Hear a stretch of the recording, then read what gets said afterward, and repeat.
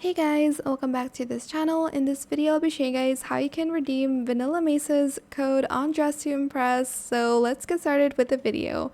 Go to the code section and the code is just Vanillamace. Press redeem and you have this cute item. And it will obviously be in the code section here. It's this one over here and you have two toggles, no pattern and default. Let me just remove some of my hair here so I can show you guys, and can even change the color. Let me try to match it with the outfit I have on.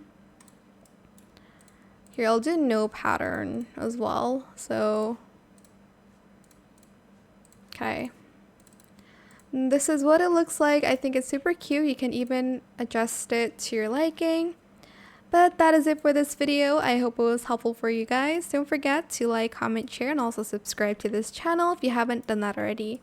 Again, the code is just Vanillamace's name. That is it for this video. If you found this video helpful, please click the thanks button as well. That is it. Thank you so much for watching. Bye.